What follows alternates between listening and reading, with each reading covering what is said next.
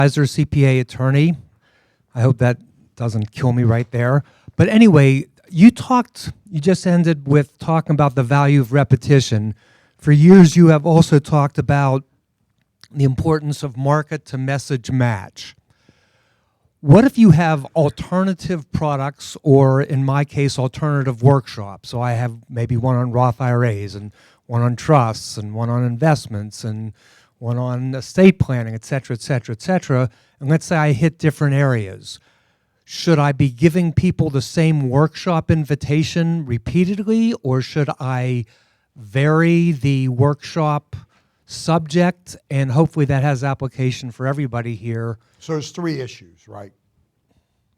When you are going to the same prospect audience on an ongoing and frequently repetitive basis,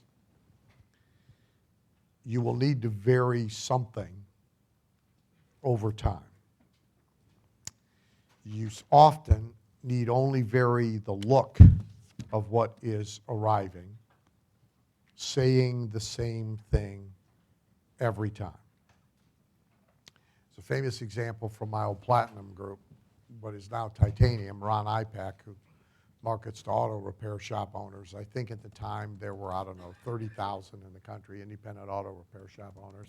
And he had like that health booklet. He had a booklet that he mailed for lead generation.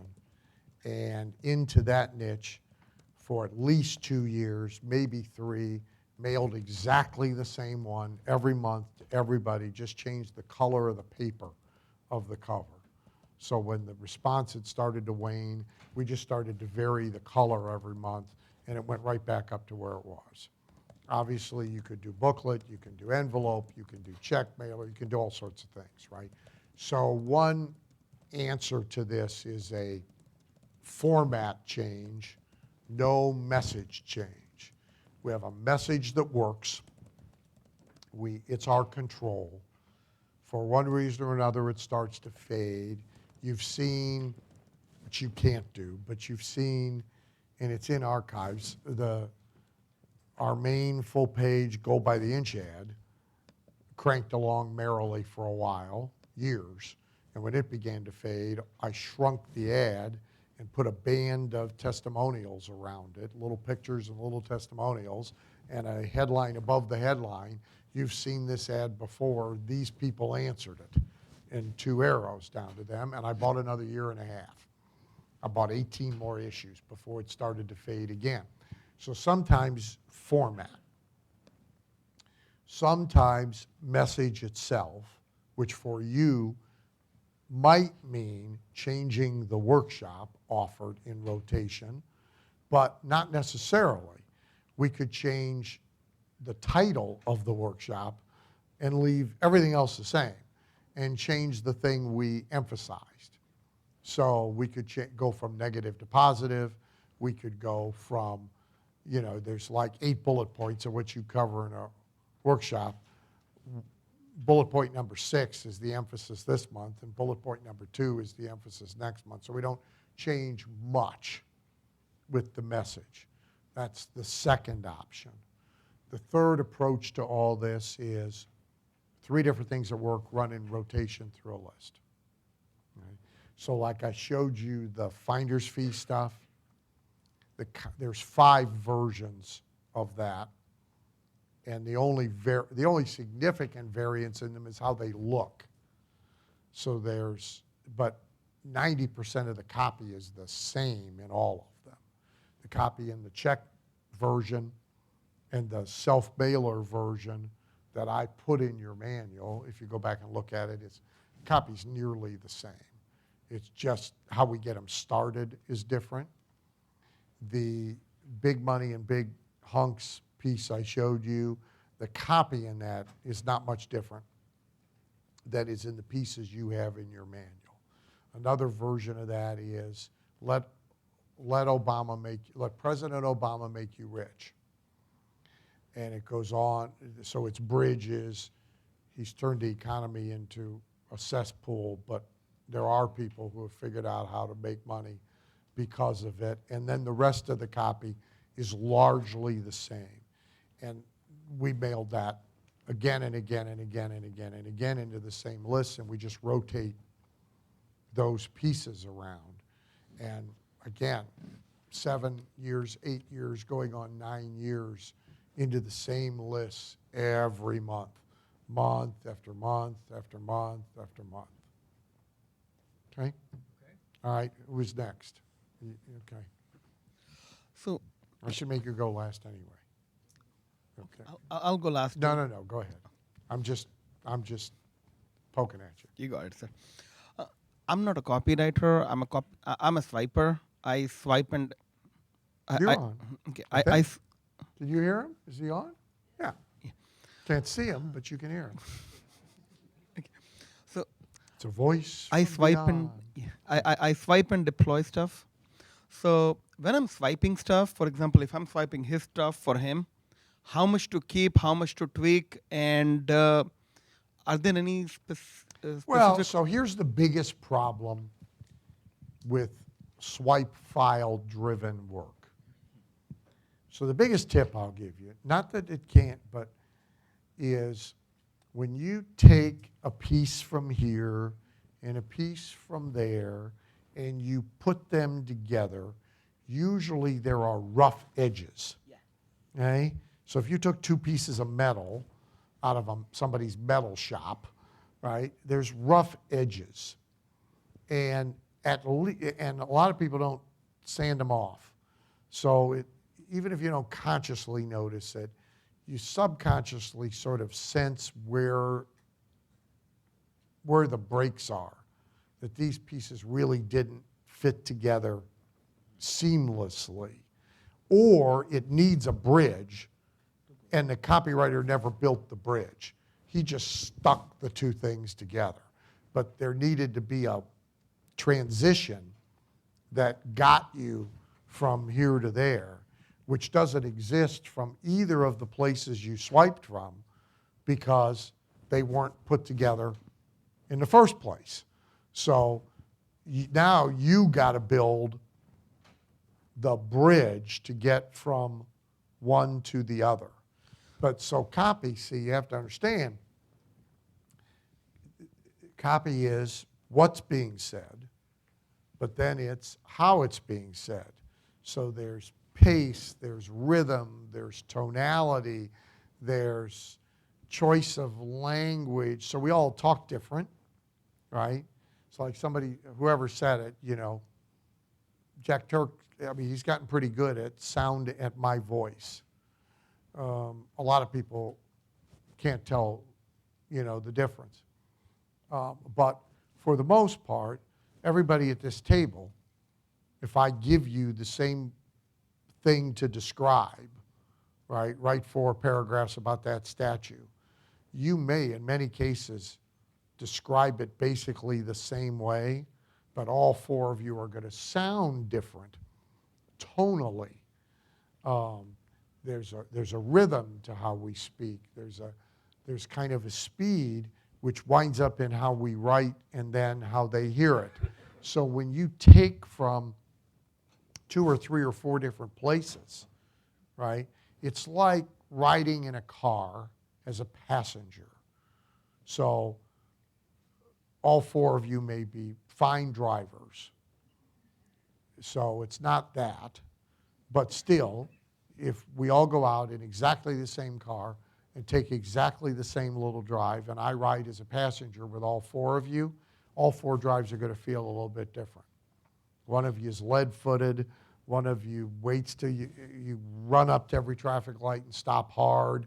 Somebody else starts stopping even before it's turned yellow and kind of coasts to the traffic light. You take the turns a little sharper than he does. The thing is going to feel different. And copy is exactly the same way when it's lifted from multiple sources. So your challenge is when you do it, how to go back to it, smooth out edges, build bridges, and even out the rhythm and the tonality. Now, having said that, remember that the effectiveness of copy, and therefore the effectiveness of copywriting, is situational, it's not absolute. Meaning, if copy for Burleson's orthodontic practice, all he's up against chiefly is other orthodontists in Kansas City. So if his online stuff and their online stuff and what arrives in their mailbox from him and them, all he, it's the bear joke. You always take a slow fat guy with you if you're going to go out and walk around the woods. Because if a bear happens to, you don't got to outrun the bear, you just have to outrun the slow fat guy. So you always want a slow fat guy with you, right? So same deal. See, I don't have to, that copy doesn't have to be good enough to compete with that health book at a national level to an alternative health buyer who's going to buy some kind of magic pill this week, and we want to be the winner in that sweepstakes. It only has to be significantly better than all the other orthodontists. So it could be swiped. The edges could still be a little rough. A bridge could be missing. You're still probably Better than everybody. a lot faster than anybody, than all the other slow fat guys, right? You step up a couple levels, that'll be now the worst stuff that they're seeing all week, and now you got trouble. Okay. So all marketing, first all advertising, all marketing, and particularly all copy is situational. It's not absolute. What gets an A grade over here might get a D grade over here. Same stuff. It's just what is it up against, and what level of stuff does that audience see, right? That's all you're going to get. There you go. Jimmy. So in like a 6-step sequence to orthodontist, so you got to go through the gatekeeper, and you showed the Tiffany's box and the label of the USB ground, UPS ground. Some of the self mailers, like the trash can, the message in a bottle, bank bag. We've had people call us when we send it to dentists. I'm calling you because I got a trash can. I've never got that before. Do you still put those in the FedEx? More often than not. So this all backs up to math and to economics, right? What's the value of a lead? What is the value of a customer, right? Now we're going to build this sequence out. What can we afford to do, right? So you start there. If you ask the question with money, no object, right? Certainly more often than not, I'm FedExing. And certainly more often than not, like I am putting that trash can inside a box inside the FedEx. I am trying to have that bypass my gatekeeper. And the guy have the, holy shit, nobody sent me a trash can before experience when he opens the box. Right? Now, if push comes to shove, I'd still rather send a trash can shrink wrap with the sales letter in it and a postage stamp on the bottom than not send a trash can at all. Right? But Is there a difference between the box and like one of the padded envelopes that Yeah. there is? Okay. Yep. Well, think about how you're going to handle it. Yeah. Right? I mean, just, think about how you receive things and open things and, all of that. So,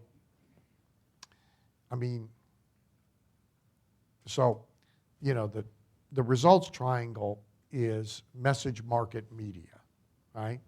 And we're trying for a three-way, a tight match of all three things. So most people, though, totally focus on the message. And the rest of it is kind of almost an afterthought or an oh, by the way, right? But really they are synergistic, not separate, right? And so I view it as a three-legged stool, right? No one leg is more important than the other. Doesn't matter which one you take off, you're still going to be on your ass, right? So how something arrives and is handled and is dealt with, and in this case, by the gatekeeper and by the recipient, matters. Does it matter as much as the message? I don't know. But what I do know is it either helps or hurts the message. And then media, right? How will they process, if I do get their attention, how will they process information? If I don't know, then I want multimedia. So I'm almost always in B2B sending an audio component, not just a print component. Now, I'm lazy like anybody else when I can afford to be. So often the audio is a interview built from the long form sales letter, really tracking the long form sales letter. But if I don't know, will this guy read or won't he read, maybe he'll listen. Got a CD player in his car, he's got 20 minutes, he'll pop it in on the way home, right? If he won't listen, maybe he'll read. If money is now no object, I'm going to send a DVD too, right? Now, how are we going to package all that shit, right? Does it have to be in a paper sleeve? Can it be in a really cool box? And then can I send the whole thing FedEx? So that's media issues, right? And they are not casual items. It's just like how a thing is stuffed, right? So you get everything else right, and now it's in the wrong order. It matters, right? If you're doing mail, live stamps still matter. And increasingly, it's harder and harder to get people to do it. GKC won't do it, right? I mean, it's okay. I've been ignored by even better people, I mean, I don't even take umbrage at it. But if you give me my druthers and I am doing mail, there's going to be 3 stamps at least on it, and one of them is going to be upside down, and they're going to be car stamps or Elvis stamps or, it is not going to be a damn meter imprint because it matters. Now, in small numbers, is it statistically no. But small numbers multiplied over 12 months get you to a big number. So, yeah, I fuss about all of this. It matters to me. There's somebody who's like, one of you is like into my clip art. And he's right. I mean, the little guy with the lightning bolt, that is not slap anything in there you want decision. Type fonts are not it doesn't matter. No, it does matter. It does, right? And when you change voice, the type should change, even in content, So I will always, doesn't mean it winds up that way when it leaves my hands, but even like if in a newsletter, if I'm doing Q&A, whoever's the question is at a different type font than my answer, right? It matters. So all of it matters.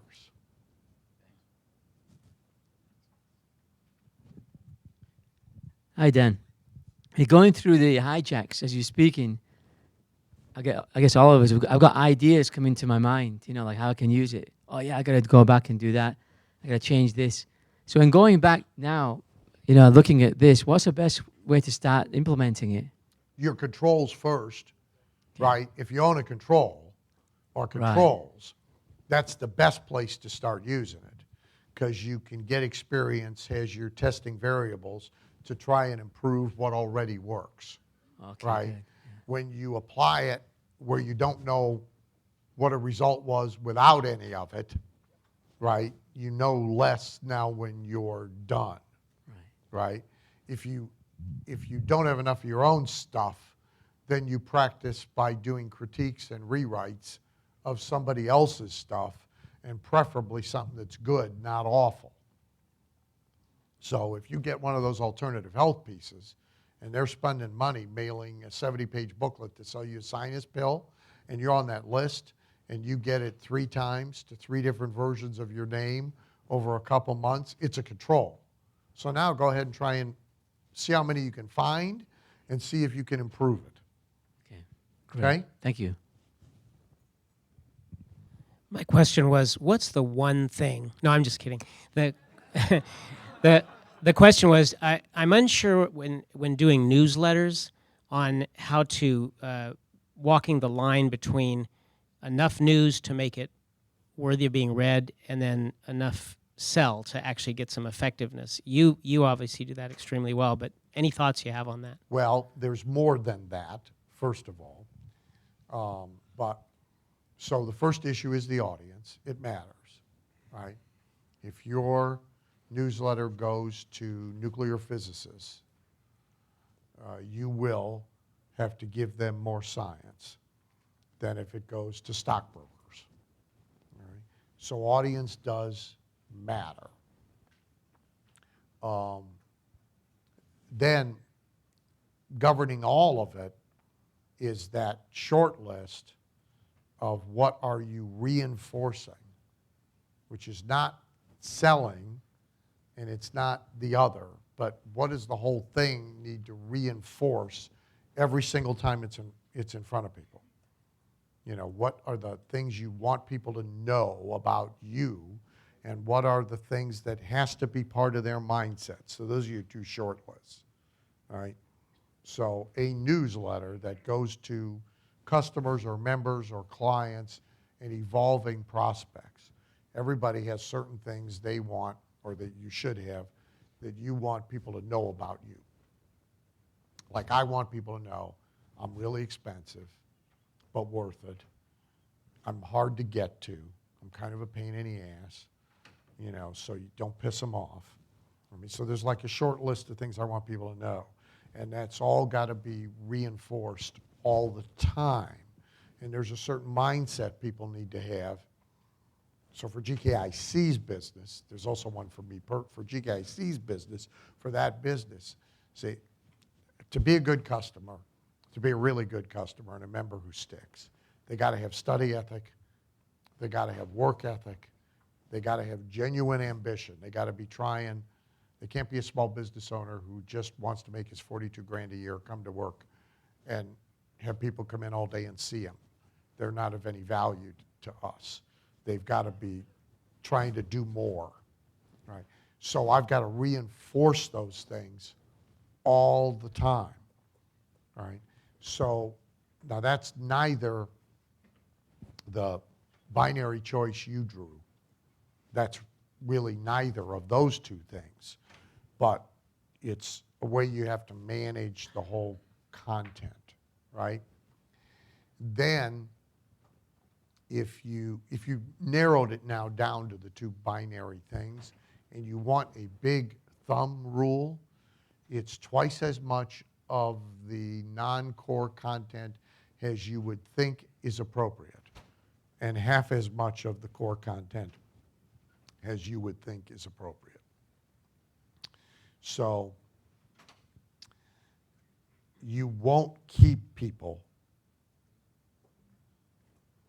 bonded with you by whatever the core.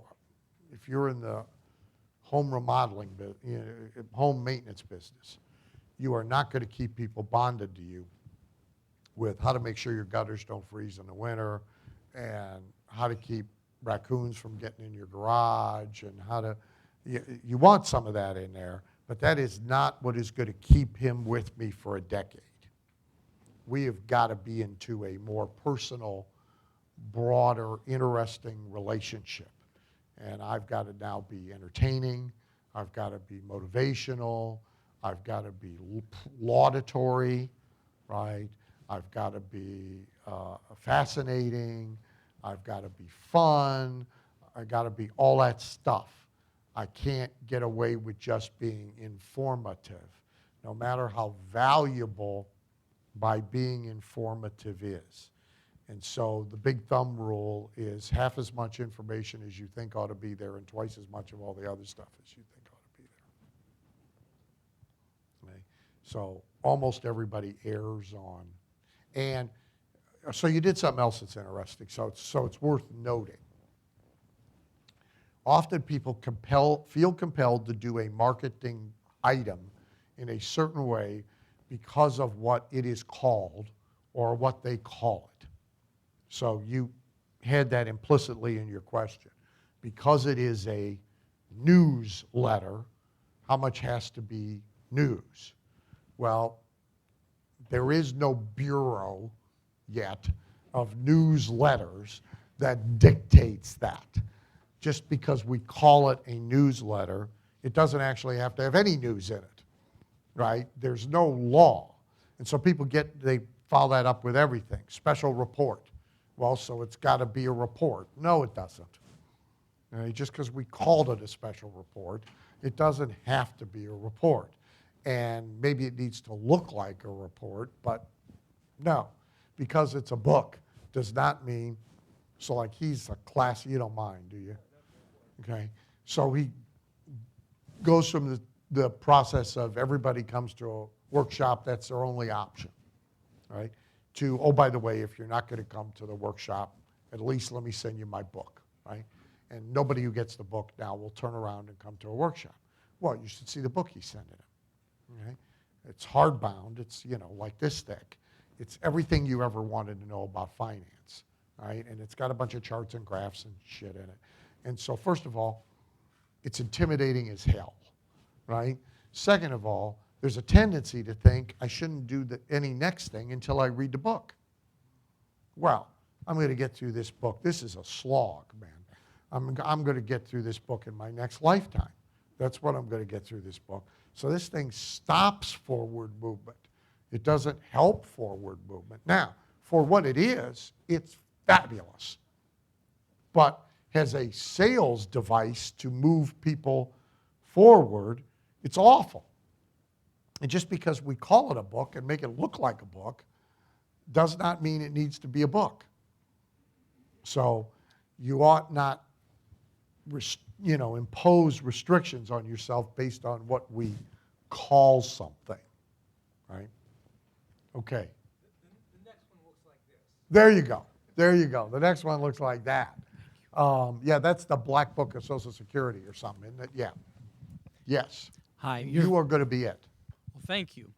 You're very specific about FedEx. I need to send out some packages that are about letter size 2-3 inches tall. And I'm wondering about, first I wondered about using postal service, and you've convinced me no. Then I'm wondering about second day. So here's, with big list, again, money matters. So we will often list segment. Some people get FedEx, some people get priority mail, some people get mail. Same with objects.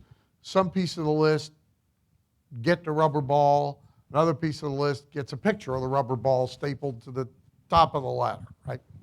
So sometimes we will make list choices. Almost always, if I'm using FedEx as a marketing vehicle, I will use 3-day. Because I don't care about, right? I don't care. I'm not buying speed. I'm buying emotional response and handling. If they had 5-day, I'd use 5-day. I don't use ground because they changed the color of the damn package, right? Otherwise, I'd use ground, right? But I'll use 3-day for almost every instance because it doesn't matter. It gets handled the same way. There's the same visceral reaction to it. Thank you. I didn't understand whether the soft package is better or not better than a box. Box is almost always better if the box is justified. If it's a 4-page sales letter, then now you've created a disappointment kind of factor when I open it up. But if the box is justified because something's thick or there's an object in it, there's a double wrap, there's a confidential thing now inside, right, to thwart the gatekeeper, the box is almost always better. Here's why. Think now about how it has to be handled. So FedEx envelope I actually can put in the same stack with the mail. It's obnoxious. box, I can't. I can't leave it up on the counter because somebody hits it and it falls off. No, I meant the puffy bag. Well, yeah, it's not as good as a box. All right. If it's thick. Yeah, it's Irregular better, sh- with better than just an envelope, not as good as a box. What's more important when it arrives to you? A box. Can't beat a box. All right? So if it's, now we're back to math, right? What is this whole thing worth, right? And how much more does it need to produce to justify the added money we're spending on it? Okay? And when we're not going to know anything from split testing, we have to make an arbitrary choice, right? Which my arbitrary choice is always, I want to spend as much as he'll let me. I don't want to spend any less. So what's the maximum we can spend, and now what's the most impactful thing I can do for that money? Now, if I have a chance to split test and we're going to repeat this exercise again and again and again, then I want to split test. Does it make any difference, right? Because sometimes, by the way, it doesn't. I can't guarantee you this matters. So we ran a test with Go by the Inch years ago. If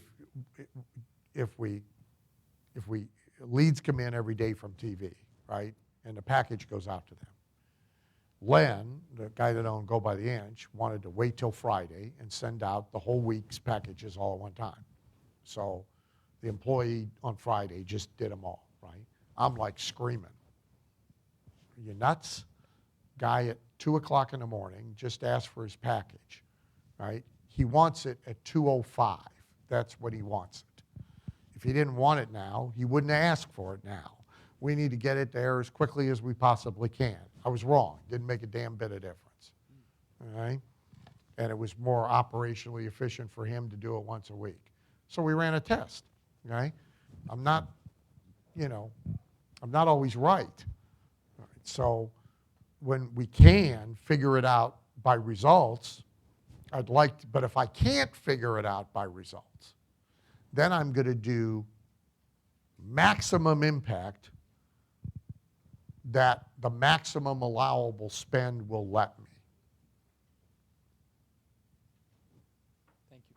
Is that okay? Thank you. Thank you all again. 15 minutes or so to get out, although they don't have a wedding, thank God. Last year they had a wedding, so they got the luxury of knocking down the room. I'll see a bunch of you soon. Thanks again.